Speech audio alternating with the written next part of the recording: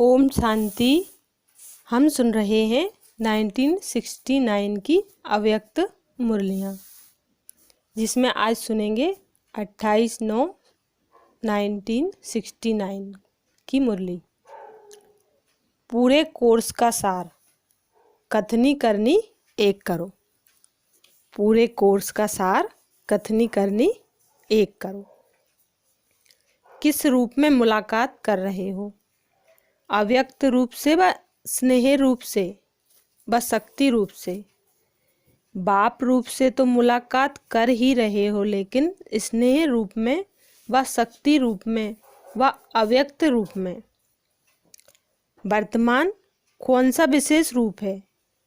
सारे दिन में इन तीनों रूपों में से ज़्यादा कौन सा रूप रहता है? इन तीनों में से श्रेष्ठ कौन सा है? हर एक ने अपना समाचार सुनाया। अब सिर्फ प्रश्न पूछते हैं, फिर स्पष्ट करेंगे। अब सबने जो एक्स्ट्रा ट्रेनिंग कोर्स लिया है, इसमें सबसे पावरफुल पॉइंट्स कौन सी ली है?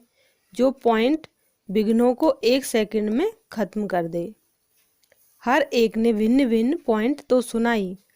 अब जिन्होंने भी पॉइंट सुनाई हैं, वो फिर भी अपना अनुभव लिख भेजें कि इस पॉइंट को यूज़ करने से कितने समय में विघ्न दूर हुआ। जैसे कोई दवाई एक यूज़ करके देखता है, फिर अनेकों को उसका लाभ लेने में सहज होता है। तो यह सब भिन्न भिन्न पॉइंट्स जो निकले हैं, उन सब का सार 2 शब्दों में याद रखो, जिसमें आपकी सब बातें आ जाएं।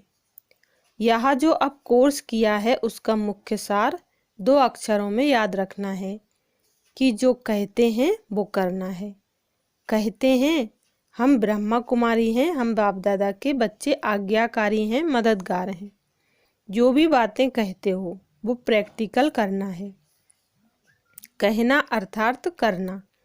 कहने और करने में अंतर नहीं हो। यही आपके कोर्स का सार है। कहते तो आप कई वर्षों से हो, बेकार बुरी चीज़ हैं, औरों को भी सुनाते हो, लेकिन खुद घर गृहस्थी में न्यारे होकर नहीं चलते हो।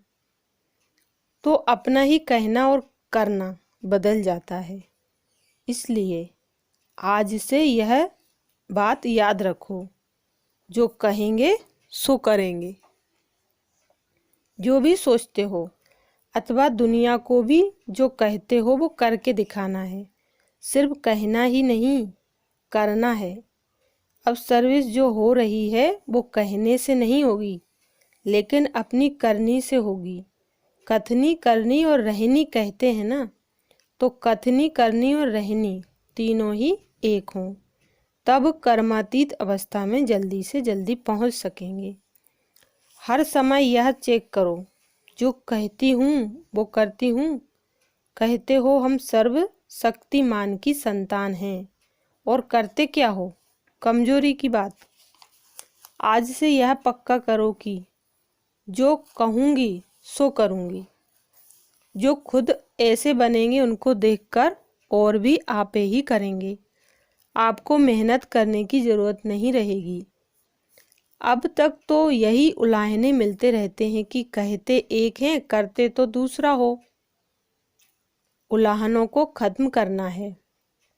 उलाहना ख़त्म हो तो फिर क्या बन जाएंगे? अल्लाह ऊंच बन जाएंगे। जितना अल्लाह बनेंगे तो फिर ना चाहते हुए नाम वाला होगा। तो किए हुए कोर्स की यह शिक्षा है। मुख्य सार, सबसे खौफनाक मनुष्य कौन सा होता है, जिससे सब डर जाते हैं? दुनिया की बात तो दुनिया में रही, लेकिन इस देवी परिवार के अंदर सबसे खौफनाक नुकसानकारक वो है जो अंदर एक और बाहर से दूसरा रूप रखता है।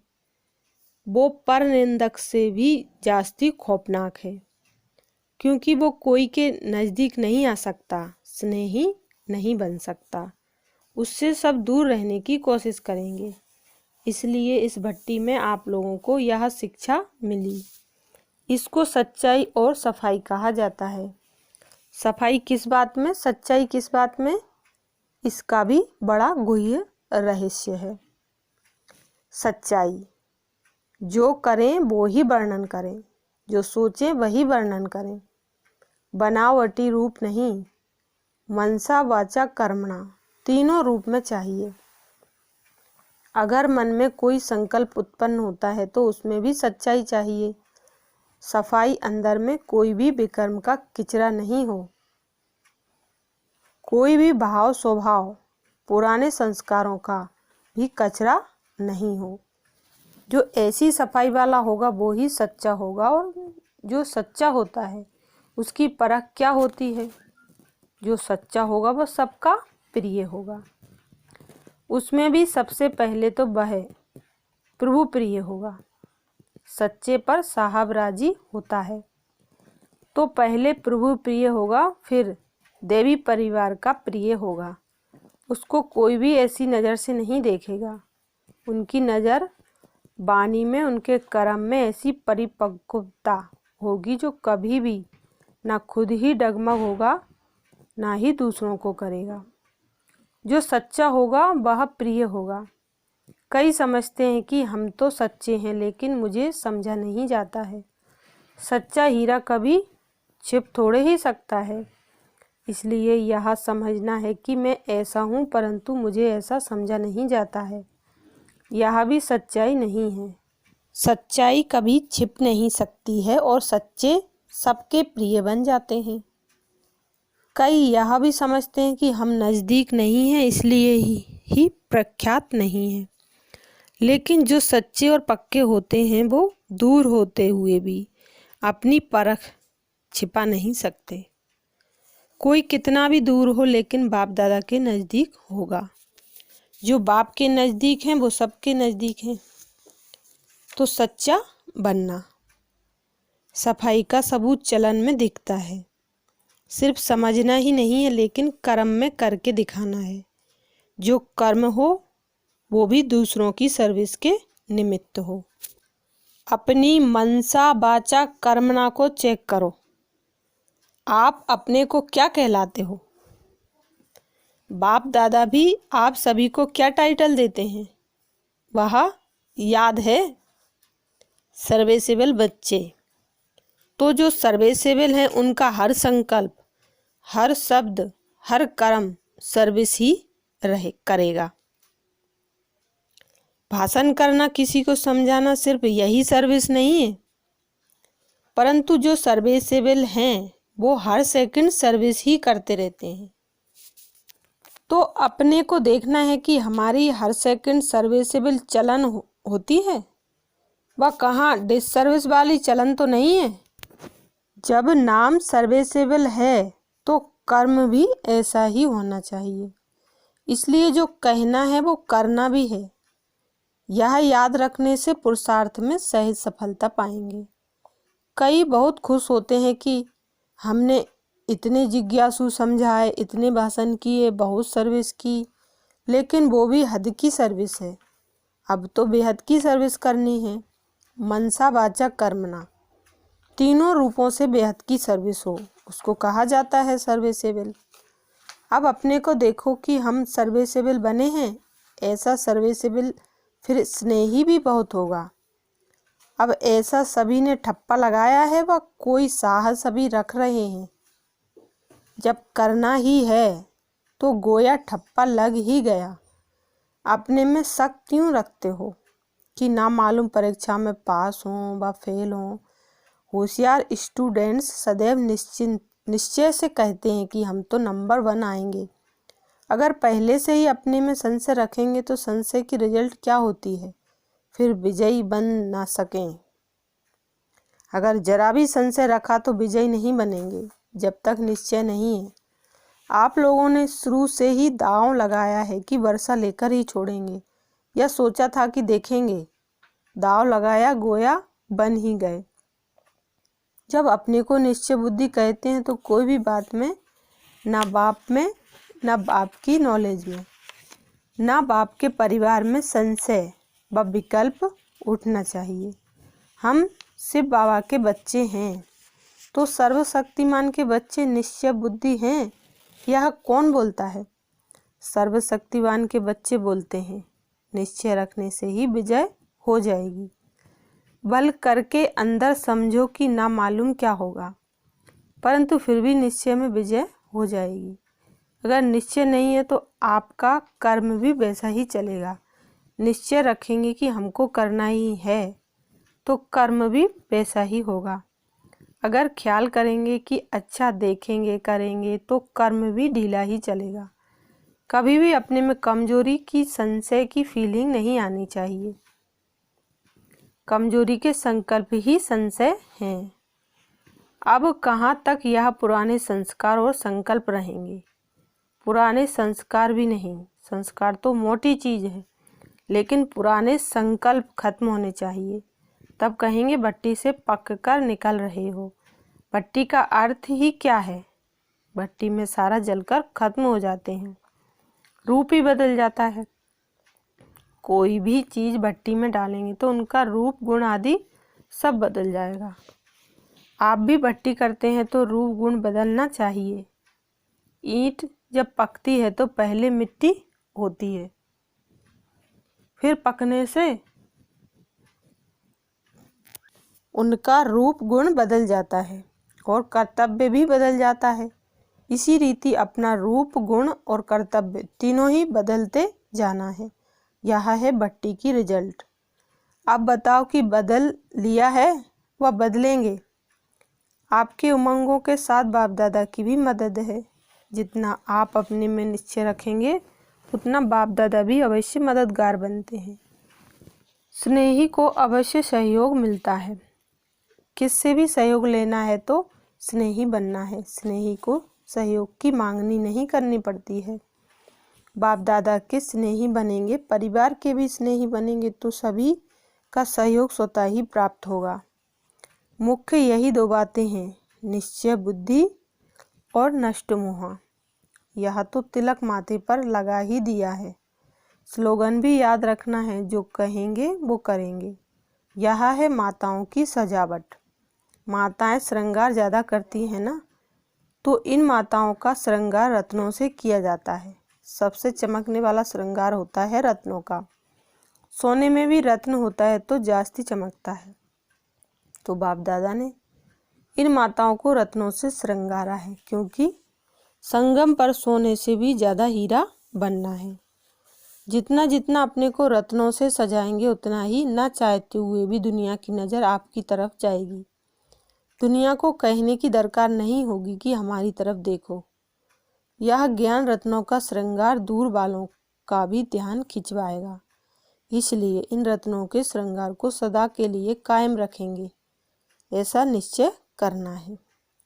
आज अमृत वेले कोई कोई बच्चे विशेष याद आए जो साकार रूप में ज़्यादा साथ रहे हैं। आज विशेष उनकी याद आई, क्योंकि आजकल साथ रहने वालों का पुरुषार्थ पहले से बहुत अच्छा है, इसलिए पुरुषार्थ के स्नेह में उनकी याद आई। वर्तमान समय मधुबन वालों में परिवर्तन विशेष देखने में आ रहा है। हर स्थान में एक एक रत्न चमक कर जा रहे हैं। अब एक एक चमका हुआ रत्न फिर जाकर आप सामान कैसे बनाते हैं वह अब देखेंगे। कभी भी हिम्मतहीन बोल नहीं बोलने चाहिए।